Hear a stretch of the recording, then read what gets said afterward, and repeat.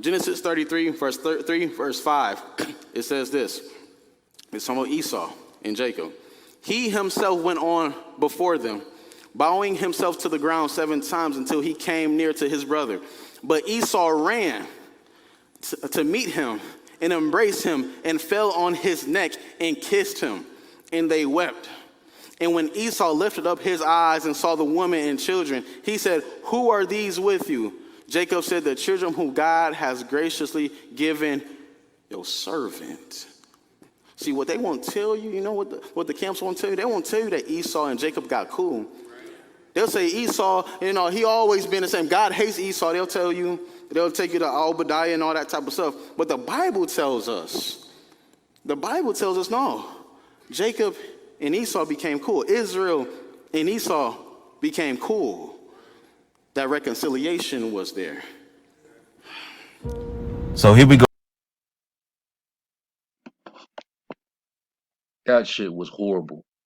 That was terrible. You gotta come harder than that. I want to start by giving all the praises, glory, and honor to Yahweh, Ba'ashem, Yahushai, Ba'ashem, Arachakwadash. Double honor to the older apostles and bishops of the great millstone who were well.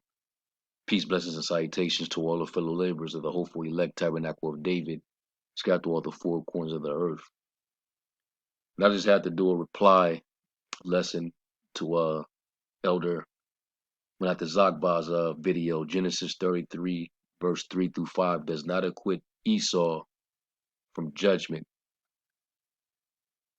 And boy, oh boy, man, it's just something with black Christians, man.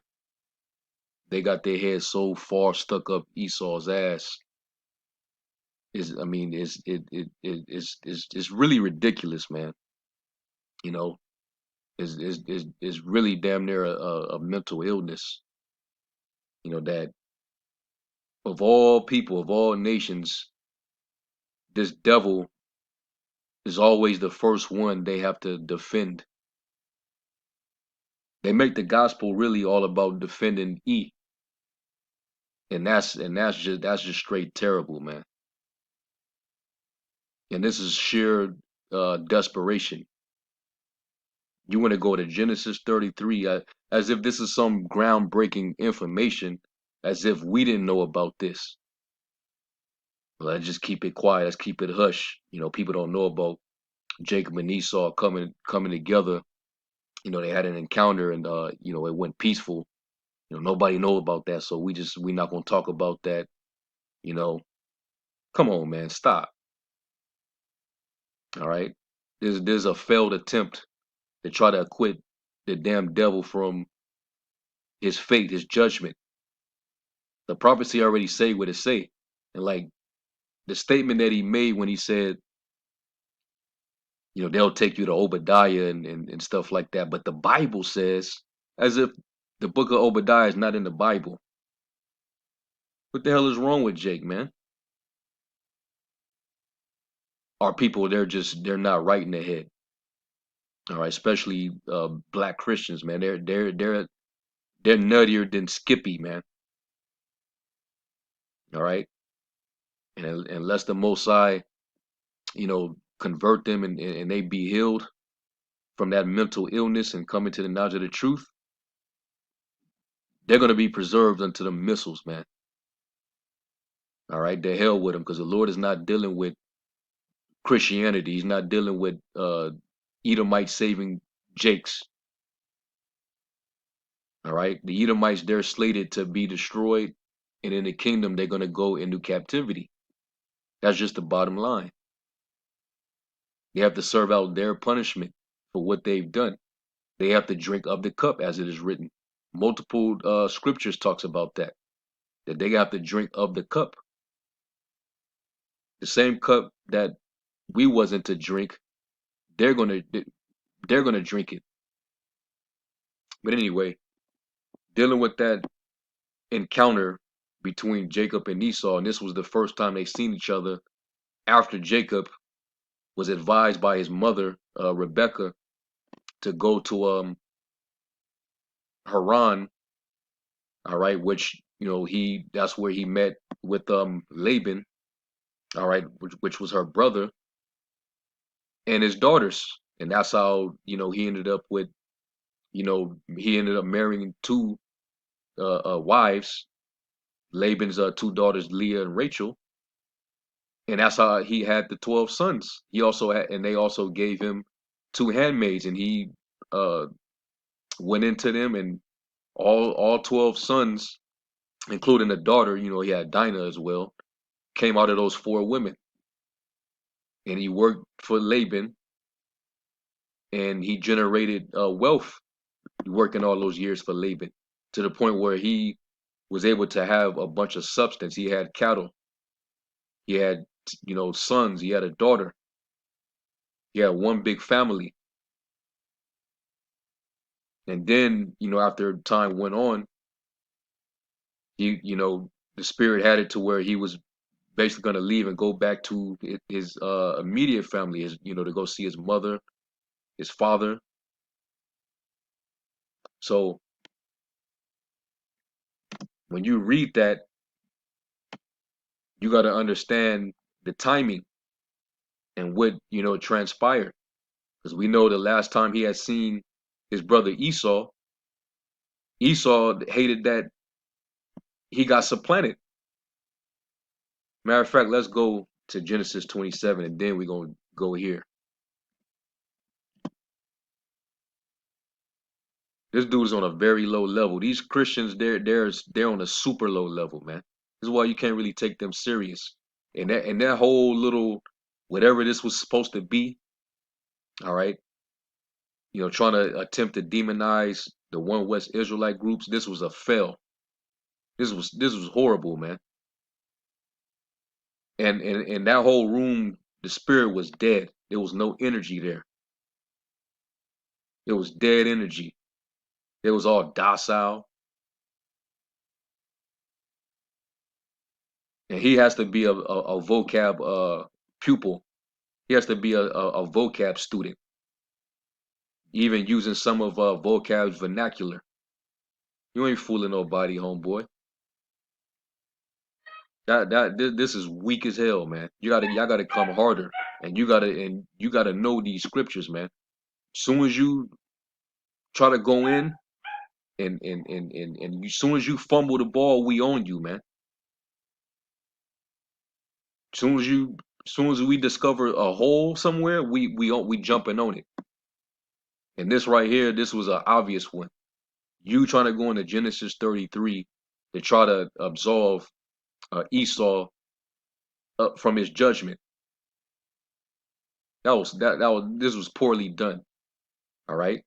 I thought you would have did what the typical Christians do and go to Deuteronomy 23 and 7. Thou shalt not abhor an Edomite, which we done already dealt with that. Anyway, getting back to it, this is Genesis 27, and I'm gonna jump down to. I'm gonna go after he supplanted him and got the blessing from Isaac.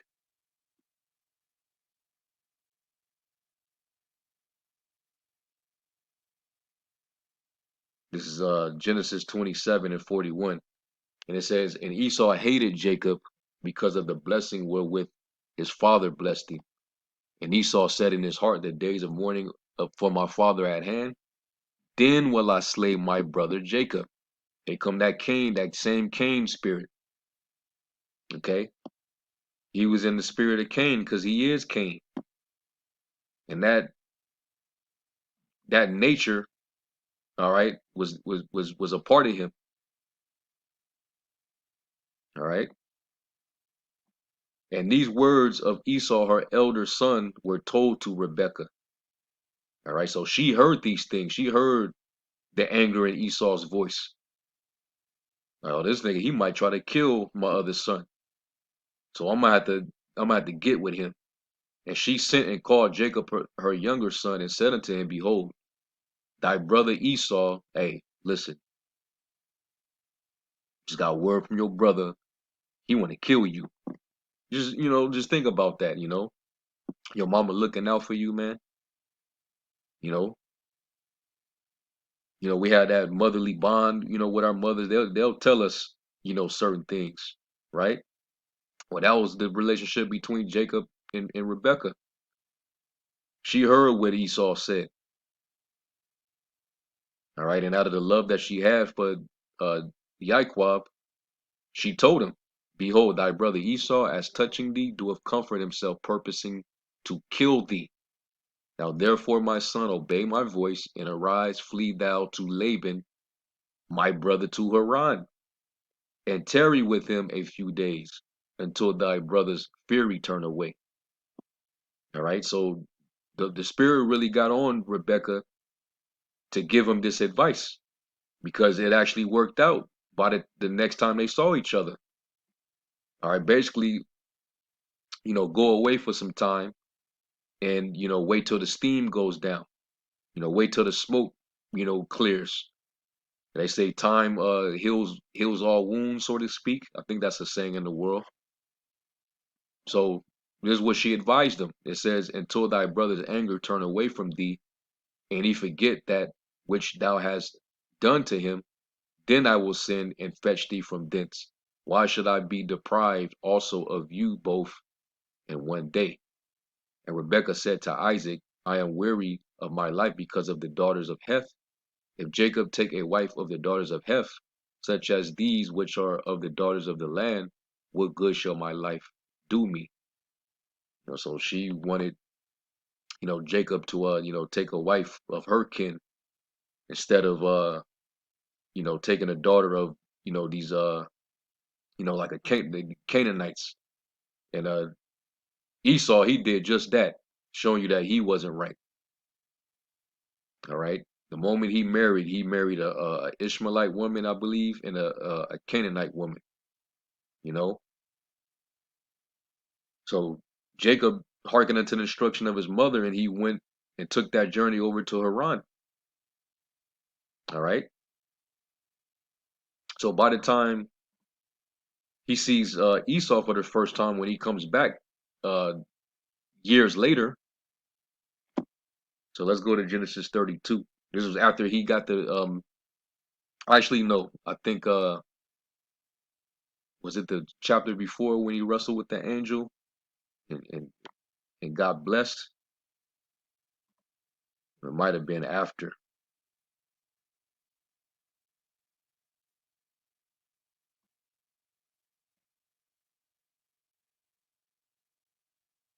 Okay, yeah, this is when he leaves with his his family and with his cattle, his riches. And I remember, Laban tried to comfort Jacob on some bull, and they took the idols that he had. They were still, even though they were Syrians, and we were to get along with them, we had a relationship with them, but they were idol worshippers too, you know. But anyway, let's go to Genesis 32. Now you get the context of it. So this is the first time he runs into his brother after all that went down. So now Jacob is like, man, I don't even know what to think, man. Esau might still be feeling some kind of way, even though it's been years later, right? Genesis 32 and 1, it says, "And Jacob went on his way, and the angels of the Most High met him. And when Jacob saw them, he said, This is the Most High's host. And he called the name of that place Mahanaim. And Jacob sent messengers before him to Esau, his brother, unto the land of Seir, the country of Edom." So, to make sure the coast is clear and make sure things is all right, let me send some messengers to him first before I just, just go straight way and meet up with him, confront him. All right, and the angels was with Jacob. All right, they weren't gonna let Esau do nothing. It says, and he commanded them, saying, "Thus shall you speak unto my lord Esau. Thy servant Jacob said thus, I have sojourned with Laban and stayed there until now. And I have oxen and asses, and flocks and men servants and women servants, and I have sent to tell my Lord that I may find grace in thy sight." And the messengers returned to Jacob, saying, "We came to thy brother Esau, and also he cometh to meet thee, and 400 men with him." So here go Esau with his army. Because Esau, he's a man of the sword, man. It said that he would live by the sword. That was the blessing that Isaac gave him. All right. Esau, he always is about, bloodshed. So he's about to come and meet with his brother that got, women, children, cattle. He thinks to come to meet him with 400 men, right? Then Jacob was greatly afraid and distressed, and he divided the people that was with him and the flocks and herds and the camels into two bands, and said, if Esau come to the one company and smite it, then the other company which is left shall escape. So he had to set up a game plan on how he's gonna, deal with Esau, because he still don't know. Esau still feeling, you know, from over a decade ago when his mother heard him say that I'm gonna kill my brother. So he's about to come out and meet with me. I don't know how it's gonna go. So this is the game plan. This is how we're gonna set it up. Well, at least some of us should be able to escape if he decides to take it there, right? And Jacob said, O God of my father Abraham and God of my father Isaac, the Lord Yahweh, which saidest unto me, return unto thy country and to thy kindred, and I will deal well with thee, right? I am not worthy of the least of all these mercies and of all the truth which thou hast shewed unto thy servant. For with my staff I passed over this Jordan, and now I am become two bands. Deliver me, I pray thee, from the hand of my brother, from the hand of Esau. For I fear him, lest he will come and smite me and the mother with the children. And this very verse right here, it reminds me of the psalm that David prayed when he says, disappoint him, right? Deliver my soul from the wicked, which is thy sword. Because you see here, Esau, he's getting ready to meet with 400 men, like he's about to go to war. So they had the swords on deck. Deliver my soul from the wicked, which is thy sword. So that's in a roundabout way. Jacob was making that same prayer.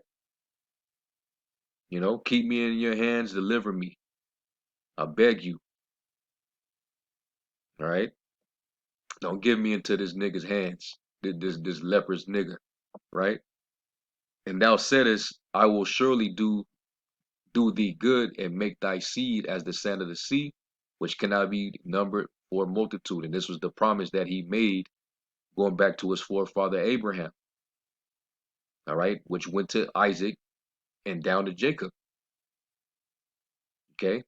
The Lord, he's not a God that he should lie. That was a promise.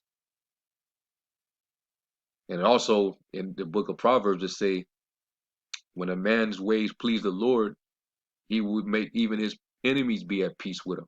And that's what happened in this situation. But it does not negate that the Most High hates this man and his descendants, that nation, and what he's going to actually do to them. Because even after this account, so much didn't happen. This guy can't be serious. You cannot use this one chapter. All right, what happened in this chapter in the 33rd chapter? You can't use that to say that everything is all good with these devils. Ain't nothing good with them. You just failed to really teach your audience the true context of why they reconciled in that moment. It was for the sake of preserving his life and his family. He had his family with him. Anyway, continuing on, it says, verse 13, it says, and he lodged there that same night and took of that which came to his hand a present for Esau his brother. So now he got to come with a gift, right? Let me come with, a pacifier. Let me get something for him. Maybe that'll appease his anger if he still is angry, right? 200 she goats and 20 he goats, 200 ewes and 20 rams, 30 milk camels with their colts, 40 kine and 10 bulls, 20 she asses and 10 fowls. And he delivered them into the hands of his servants, and every drove by themselves, and said unto his servants, Pass over before me, and put a space betwixt drove and drove. And he commanded the foremost, saying, When he saw my brother meeteth thee, and asketh thee, saying, Whose art thou, and whither goest thou, and whose are these before thee? Then thou shalt say, They be thy servant Jacob's. It is a present sent unto my lord Esau, and behold, also he is behind us. Right?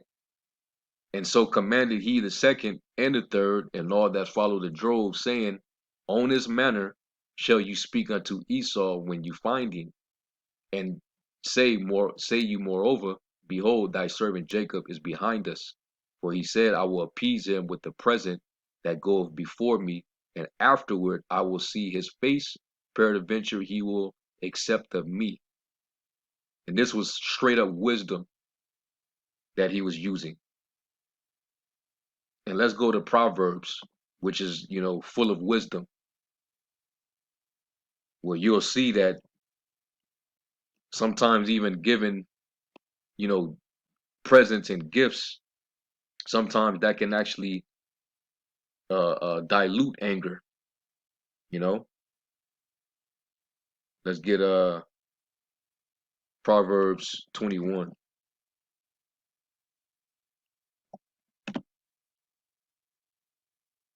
Proverbs 21, verse 14. A gift in secret pacifieth anger. Right there in the proverb. And a reward in the bosom strong wrath. All right.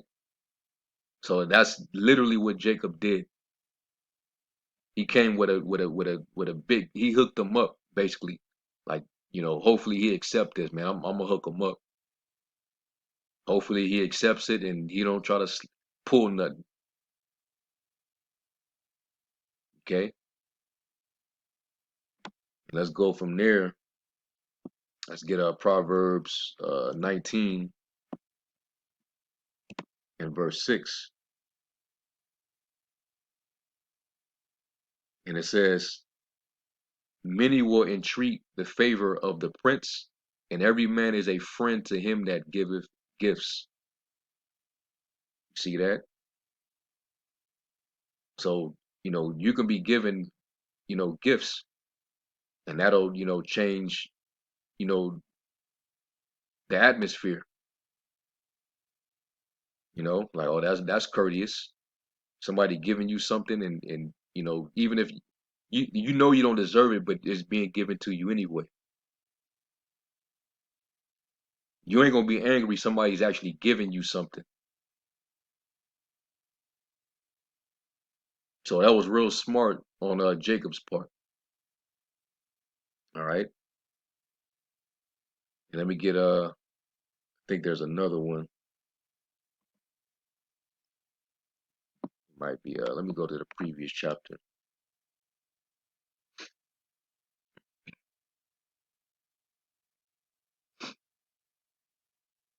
Proverbs 18 and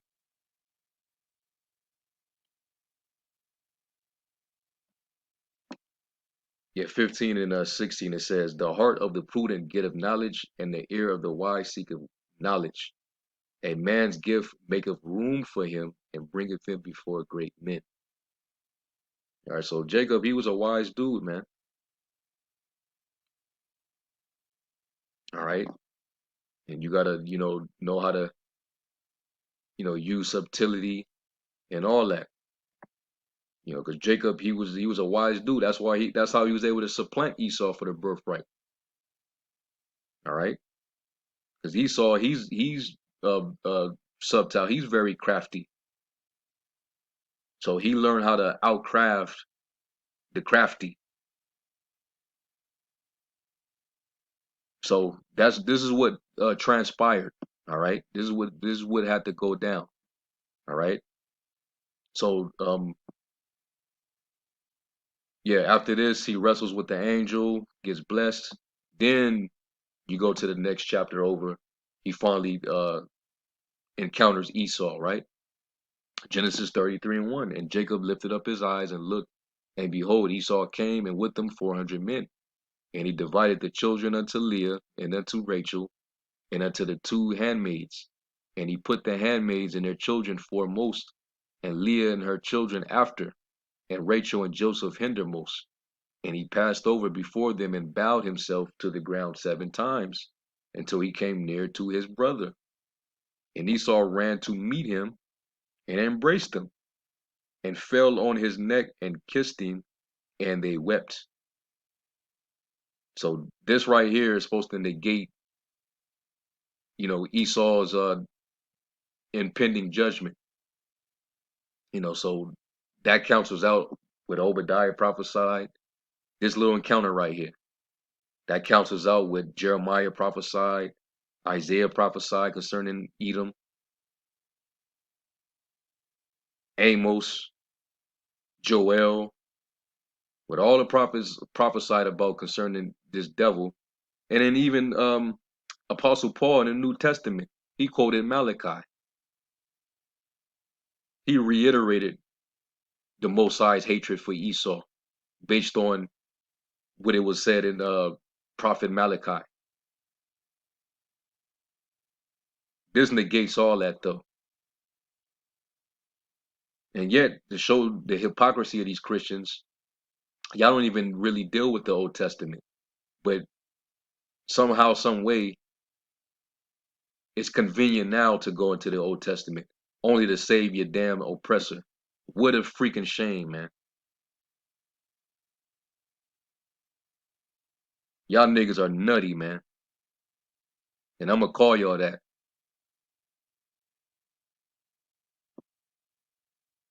This doesn't negate anything. This is just simply a circumstance that had to happen. He was gonna run into Esau either way. He had to come back to meet his family. All right, hearkening to what his mother told him. So he was gonna eventually run back into Esau, but the Lord had everything in check. All right, I already quoted one of the scriptures. When your ways please the Lord, let's get that. I believe it's in Proverbs 16.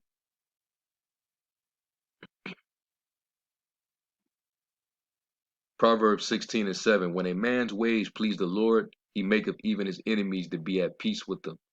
Remember, the Lord, he controls all things. All right, even our minds. Okay, he works on the minds of men. So in that moment, the Lord, you know, he put a different spirit on Esau, and they was actually happy when they seen each other. They ain't seen each other in years. That was his actual brother, even though they were arch nemesis, and descendants were going to be rivals. But just this encounter, this circumstance, they ran into each other, and it was peace. All right, that's all that took place here, man. But not that all of a sudden, we're to love we're to love Esau and think that these are good, somehow good people. Come on, man.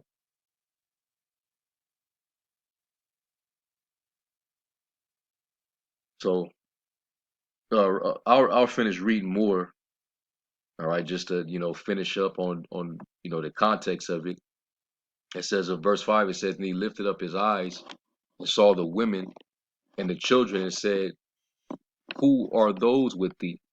And he said, the children which the Most High God have graciously given thy servant. Then the handmaidens came near, they and their children, and they bowed themselves. And Leah also with her children came near and bowed themselves. And after came Joseph near, and Rachel, and they bowed themselves, which that was an ancient custom among us. All right, we would you know, just to show etiquette and respect, you know, they acknowledge that that is his brother. You know, Jacob is our Lord, and that's the brother of our Lord. So yeah, we're gonna come and we're gonna bow ourselves. All right, it's just called, you know, showing respect. All right, and he said, "What meanest thou by all this drove which I met?" And he said, "These are to find grace in the sight of my Lord. These are to find grace in the sight of my Lord." So right here, you know, he's using kind words. What does the scripture say about using, you know, kind words? Proverbs 15:1, a soft answer turneth away wrath, but grievous words stir up anger. All right. And that was what he did. He brought the gifts because it pacifies the anger, and then he gave him a soft answer when he asked him, you know, what is all this? All right.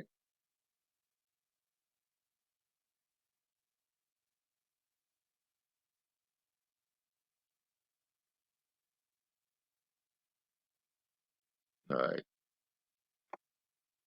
So let me go back. And it says, verse 9, it says, and Esau said, I have enough, my brother, keep that thou hast unto thyself. And Jacob said, nay, I pray thee, if now I have found grace in thy sight, then receive my present at my hand. For therefore I have seen thy face, as though I had seen the face of God, and thou wast pleased with me. Once again, he's using soft words. He's using wisdom. All right, because Esau, he can snap, you know, at any moment. But the spirit had it to where he, you know, it was real calm, and Jacob said the right things in his presence. He basically, Jacob made sure he made no fault. All right. And yeah, Jacob was the stronger of the two. All right. If it came down to it, face to face, one on one, head to head, head up, we already know Jacob would have destroyed Esau. But it wasn't about that. Jacob, you know, he was a peaceful dude. All right. He had a lot of integrity, character. And Esau, he was a man of the field, man. And he lived by the sword. He was good with that sword. All right. And he's, you know, coming through Mount Seir. That was Esau's turf.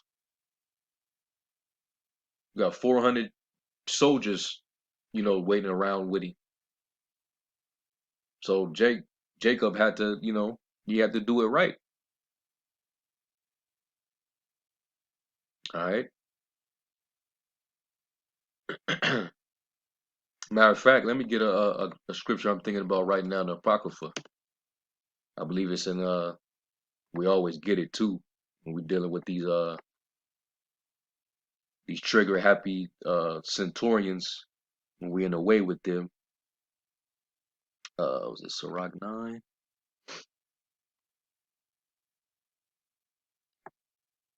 Sirach 9:13, it says, keep thee far from the men that have the power to kill. You know, and he's the one that said that he wanted to slay him at some point, right? So shalt thou not doubt the fear of death, and if thou come unto him, make no fault, lest he take away thy life presently. Remember that thou goest in the midst of snares, and that thou walkest upon the battlements of the city. So Jacob, he knew what it was. That's why he had it all mapped out and set up. And look how it all played out. But the hate never stopped because his descendants adopted that hatred, and it carried generation after generation. And that goes back to when the Lord told the serpent in the garden that he will put enmity, all right, hostility, hatred between thy seed and the woman. Okay. So I'm gonna finish this out and we'll close out. It says, take, I pray thee, my blessing that is brought to thee, because the Most High Power have dealt graciously with me, and because I have enough. And he urged him, and he took it. And he said, let us take our journey, and let us go, and I will go before thee. And he said unto him, my Lord knoweth that the children are tender, and the flocks and herds with young are with me. And if men should overdrive them one day, all the flock will die. Let my Lord, I pray thee, pass over before his servant, and I will lead on softly, according as the cattle that go before me, and the children be able to endure until I come unto my Lord, unto Seir. And Esau said, let me now leave with thee some of the folk that are with me. And he said, what needeth it? Let me find grace in the sight of my Lord. So Esau returned that day on his way unto Seir. And Jacob journeyed to Succoth, and built him a house, and made booths for his cattle. Therefore the name of the place is called Succoth. So that was that. That was it. Esau went his way, Jacob went his way. So I don't see how you got out of this story that somehow, some way, Esau is to be absolved of his, his crimes, all the wickedness that he's done, all the prophecies that talked about his perpetual hatred, how he pursued after his brother Jacob with the sword. Come on, man. How he helped the Babylonians take us down. How the Amalekites, tried to wage war against us as soon as we came out of Egypt into the wilderness. So we're gonna forget about that. They wouldn't even let us pass through.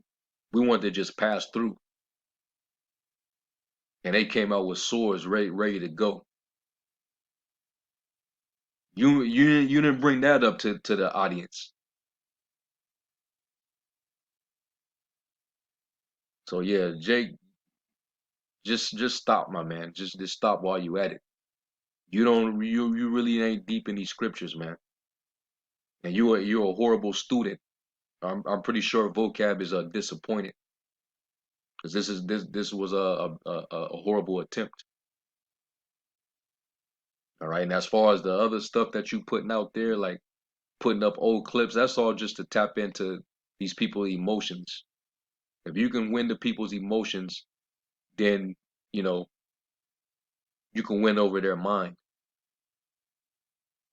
and it'll get them to easily become biased and have a perceived perception. That's the same tactics that Esau does with his mainstream media. All right, if either they're going to control you through your emotions, or they're going to control you with fear. So you're of your father, the devil, man, using his tactics. But anything that y'all do, it's only gonna, continue to put the spotlight on us, because everybody that's listening, they're either hearing his word and they're repentant and returning, or they're hearing it and they're despising it and they're getting marked. You can't do nothing against the truth before the truth. And Christianity is losing. All right, it's another tree that's withering.